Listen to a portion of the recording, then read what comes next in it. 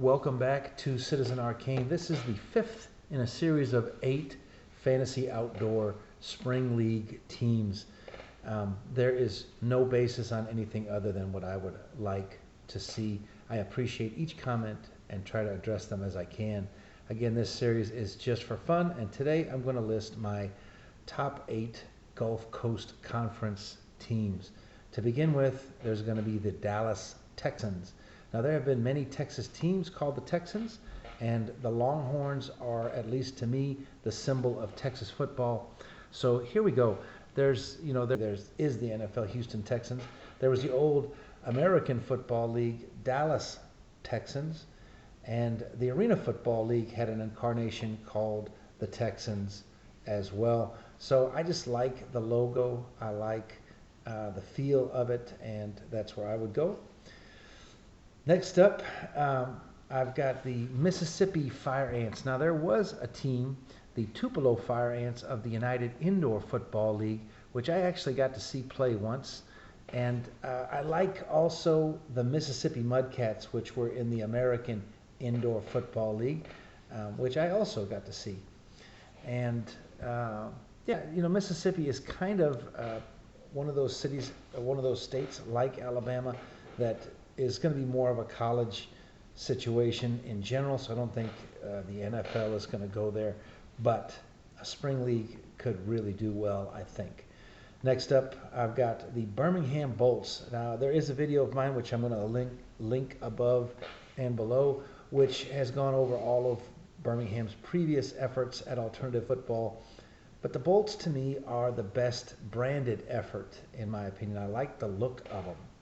And I do think each league should be in control of such things, because otherwise you wind up with a situation like the Birmingham Stallions, which the original owner just liked horses, according to Football for a Buck. And, there's so many teams that want to be black and silver or whatever that there's not enough clashing, as Robin Williams would say. Next up, I've got the Atlanta Kings. Now, the Alliance of American Football had the Legends. I did like the look of that team. I just think Legends is a silly name, especially for a team when it's losing. But I think the royal aspect really works here in Atlanta. I think people would get into it, get behind it. I was a season ticket holder for the old Georgia Force for a while. That was an extremely corporate logo. I have no idea what the Force has to do with Atlanta, or how that links the team to the city, but that's just me. And this is the part of the video where we beg people to like and subscribe. It really does help.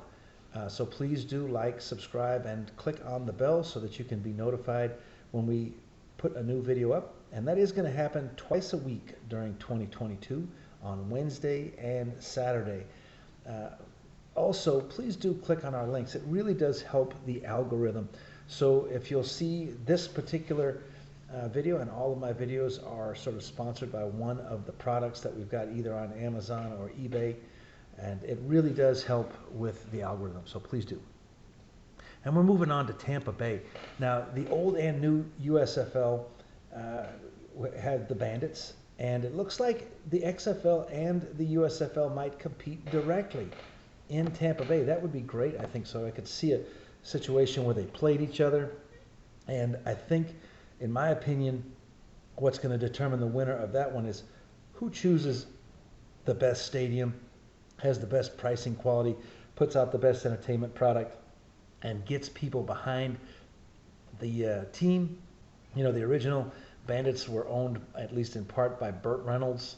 Steve Spurrier was their head coach, and they were just cool. Now, for a long time, I loved to hate Steve Spurrier when he was with the Gators, but I hope he's involved in some way.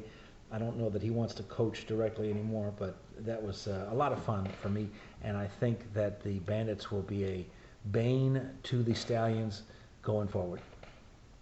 Next up, I've got another USFL team that I'd like to bring back, and that is the Jacksonville Bulls. I actually think the Sharks of the Arena Football League is a better logo, better branding. But the Bulls, I just think, work. And, again, The World Football League had the Sharks, so that was fun.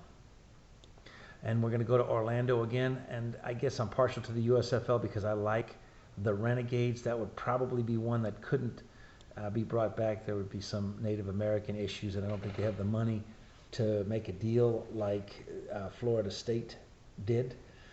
But the Predators, that's great in the Arena Football League. There was the Blaze of the World Football League, the Apollos of the Alliance of American Football, which I think was kind of a stretch.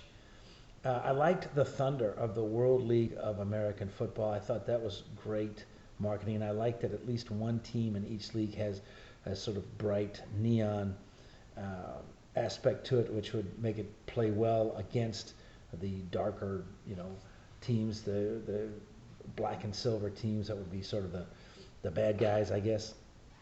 There was the rage of XFL 1, which I don't think was great branding. I think that was probably one of the worst of their logos, but they did have that great moment where that quarterback, and I'll put that scene in here. Jeff Brom, how in the world are you starting this game tonight after taking that hit just 6 days ago?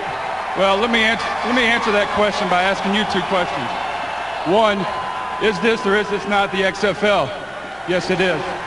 Two, do I or do I not currently have a pulse? Yes, I do. Let's play football.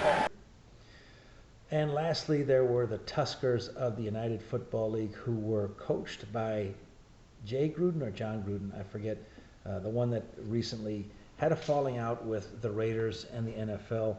And, we'll see how that situation works out. I don't want to comment on it too much because I don't know enough about it.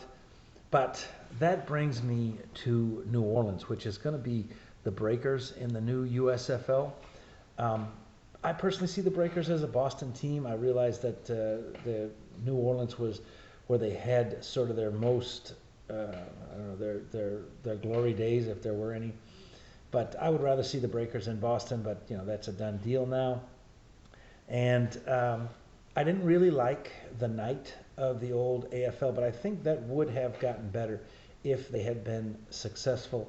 I really did like the Voodoo, which I got to see play once. I took my whole family. My wife had a great time. Her sister had a great time. There were some young kids with us that had a great time too. It was just really well done, really well put together, and I wish they had been more successful. But I'm going to go with either the Gumbo or the Pinchers. If you'll see if you'll see the image, and just let me know what you think. Again, please take a look at the links that we have for our products, and have a great day and Merry Christmas.